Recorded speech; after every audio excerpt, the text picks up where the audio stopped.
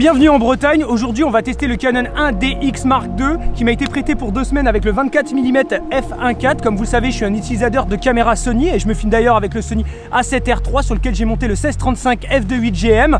Je suis à 24 mm donc c'est pas mal. Et là je vous invite tout de suite à me suivre pour une petite balade en pointe bretonne pour voir ce que la bête a dans le ventre et si c'est toujours un bon achat en 2019. Comme j'avais pas vraiment de presta en ce moment, je suis parti faire une balade vers le Conquet. Je filme en profil neutre, ce qui me permettra d'avoir une meilleure amplitude en post-traitement. Pour le post-traitement, rien de compliqué, je pars d'une courbe en S et j'ajoute juste un letterbox.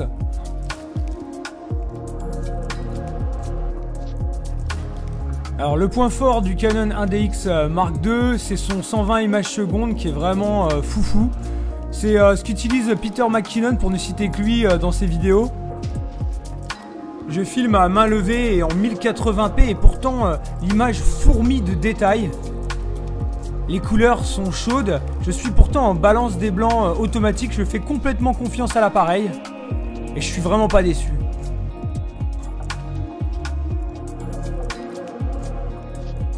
Donc là je fais un test de pose longue. Tant qu'à faire, autant comparer avec le Sony A7R III, même si on est sur du 42 mégapixels. Contre du 20 mégapixels sur le Canon 1DX Mark II. L'autofocus, c'est le point fort du Canon 1DX. Là, je le teste en 1080, en 24 images secondes. L'image est un peu surexposée parce que j'ai enlevé le filtre ND. L'autofocus dual pixel de Canon tient vraiment ses promesses. La transition est rapide, mais elle est tout aussi douce. Vraiment bluffant de chez bluffant. Ça c'est un plan fixe en 25 images par seconde en 1080p et au 24 mm à f11. Et voilà le même plan fixe mais cette fois en 4K, donc avec le crop, toujours à 24 mm. L'image est propre. Pour comparer, voilà la 4K chez Sony, toujours à 24 mm f11. Même sur un plan en mouvement, l'autofocus fait un perfect. C'est vraiment bluffant.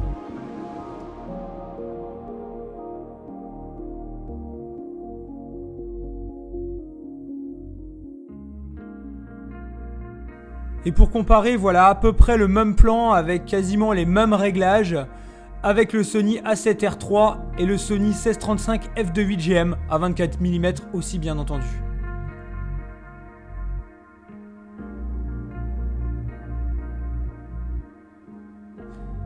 C'est vraiment pas mal non plus. Je continue à filmer en profil neutre, toujours à 120 images secondes. Là, ce qui m'intéresse, c'est de comparer les teintes de peau. Donc voilà les teintes de peau avec le Canon 1DX. Et voilà la même chose avec le Sony A7R III en PP neutre à 120 images secondes aussi. Et sans filtre ND. L'autofocus a légèrement décroché sur le Sony.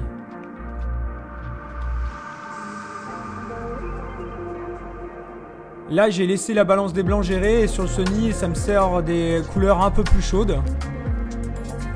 La balance des blancs, la fidélité des teintes de peau et la fidélité des couleurs en règle générale sur le Canon, ça va de pair avec l'autofocus, c'est quasiment imperfect. Voilà avec le Sony. On repasse sur le Canon. Et avec le Sony. Ce qui m'intéresse vraiment sur le Canon 1DX, c'est de gagner du temps en post-traitement au niveau de l'étalonnage couleur. Je passe énormément de temps à essayer d'avoir des couleurs fidèles et d'avoir un super look plutôt ciné avec le Sony A7R III. Et j'aimerais justement économiser ce temps-là. Waouh, le Canon 1DX est vraiment bluffant, surtout en 120 images secondes. La 1080 est vraiment waouh, elle est... je sais pas, il y a un truc quoi. Il y a un truc qu'on n'a pas avec les appareils Sony. Même si je suis un utilisateur Sony, faut bien reconnaître que Canon, c'est quand même au-dessus en termes d'image. Par contre, le poids des fichiers, waouh, c'est autre chose. Là, il faut investir aussi dans des gros disques durs. Moi, je vais plutôt parler de ce que j'aime pas. De ce que j'aime pas sur ce boîtier. Ce que j'aime pas, c'est qu'il est lourd. Il est très lourd. Mais paradoxalement, le fait qu'il soit lourd permet vraiment de bien le stabiliser. Parce qu'il n'a pas de capteur stabilisé dans le body. Mais en le tenant comme ça, on l'a bien en main et on n'a vraiment pas besoin d'avoir un capteur stabilisé. Là le 24 mm n'est pas stabilisé et c'est pas du tout un problème. J'ai comparé par rapport au Sony A7R3 avec un 24 mm f1.4 GM et on est quasiment, c'est kiff. Alors on a quelques vibrations mais rien qui peut, de micro-vibrations mais rien qui pourrait ne pas être traité en post-traitement dans Premiere Pro ou dans Final Cut, donc c'est pas vraiment un problème. Un petit problème, un truc que je trouve pas très cool, c'est qu'en fait il faille utiliser uniquement des cartes CFast et pas des cartes SD. Donc les CFast 1 et 2 ça vaut quand même une blinde et niveau stockage on est quand même limité, sauf si on met le prix bien entendu. Sinon à part ça franchement j'ai pas grand chose à lui reprocher, si ce n'est que pour moi il manque quand même une molette de réglage. Il n'y en a que 2, donc ce qui est assez compliqué pour régler les 3 paramètres du triangle d'exposition, mais après niveau ergonomie des menus c'est vraiment top. On s'y retrouve super facilement. Et l'autofocus, alors là parlons-en de l'autofocus, c'est une merveille, c'est vraiment une merveille. Il a quasiment aucun raté et c'est doux de chez doux, et il n'y a pas le pompage comme on a parfois chez Sony, ce qui pose un peu de problème et qui peut foirer les plans. La montée en ISO, l'ISO auto est aussi très bon. Autre chose qui est super confortable, c'est que je peux voir dans le viewfinder, et c'est un truc que j'avais oublié totalement avec Sony. Et ouais, parce que quand on est un porteur de lunettes comme moi, on ne peut pas bien voir dans le viewfinder Sony. Ça c'est vraiment un problème. En fait on n'a pas la visibilité de tout le petit écran de viewfinder, et c'est un problème pour faire la mise au point. Là par contre je peux approcher vraiment mon œil et j'ai vraiment tout en visuel, donc c'est vraiment top. Sinon à part ça, un petit truc que je préfère chez Sony, c'est l'autofocus, donc l'autofocus sur l'œil, la détection de l'œil, et l'autofocus sur les visages aussi. Il accroche plus que sur le Canon. En fait il détecte mieux que sur le Canon. Sur le Canon, une fois que c'est détecté, le tracking est vraiment top, mais avec le Sony on les détecte beaucoup plus vite, même si le tracking est complètement nul chez Sony. Il faut quand même dire ce qu'il y a, on va être honnête. Un autre truc super cool en vidéo comparé au boîtier Sony, c'est que quand on appuie sur le bouton record, ça record tout de suite. On n'a pas le laps de temps où il faut attendre que ça démarre. Sur Sony, j'ai compté, ça peut aller jusqu'à 2-3 secondes même. Donc c'est énorme, surtout quand on filme quelque chose en action, en reportage. On a vite fait l'action, elle est passée et ça n'a pas enregistré. C'est vraiment un gros problème avec les Sony. Alors on a parlé de la vidéo, mais il faut aussi parler de la photo, parce que à la base c'est un appareil photo. En photo il est très bon. Néanmoins il y a l'autofocus en photo, je préfère l'autofocus Sony. J'ai eu beaucoup moins de ratés. Alors après c'est peut-être parce que je suis pas un utilisateur confirmé Canon, je suis pas un expert. Il y a un autre petit truc que j'aime bien chez Sony, c'est que moi en fait je fais photo et vidéo sur les mêmes prestats. Donc je règle ma molette, j'ai ma molette de réglage sur laquelle je me mets toujours en mode photo, et je filme même en mode photo. Avec Sony, il me suffit juste d'appuyer sur mon bouton record pour passer en vidéo, et une fois que j'ai fini d'enregistrer, je peux repasser en photo. Et ça c'est vraiment top sur les Sony. Par contre là sur Canon, il y a un petit truc, c'est qu'en fait il y a ici, vous voyez, une molette. Donc là en fait je suis en mode vidéo, là je suis en mode photo. Je vais vous montrer tout de suite. Alors c'est peut-être un réglage mais je ne l'ai pas trouvé. Donc là en fait vous voyez, je suis en photo, je suis en vidéo pardon, et là je veux passer en photo. Bam. Et bien quand je passe en photo, tout passe directement dans le viewfinder. Ici il faut hop rappuyer pour réenclencher. C'est une microseconde, c'est pas grand chose, mais quand on fait du reportage, type du reportage mariage, du reportage en action, il faut avoir un truc vraiment très réactif, et là c'est pas vraiment le cas. Est-ce que c'est un problème pour l'instant? Enfin je sais pas, c'est peut-être après un problème de paramétrage, mais si vous connaissez ce paramètre, si vous savez le régler, dites-le moi en commentaire. Il y a un autre truc que j'adore en fait ici, la petite touche MFN sur laquelle je règle mes modes. Donc ça c'est génial. En fait je règle mes paramètres. Sur Sony en fait c'est une molette qu'on doit tourner ici, et je trouve ça pas très cool parce qu'on perd du temps quand on fait ça. Sur le A9 elle est là, mais c'est pareil, on perd du temps. Alors que sur le Canon 1DX, vous voyez en fait là je suis en 120 images. Hop, je me mets en vidéo. Hop, j'ai mes modes vidéo. Tac. Donc là je suis en vidéo, je suis en 120 images secondes. J'appuie sur cette touche là.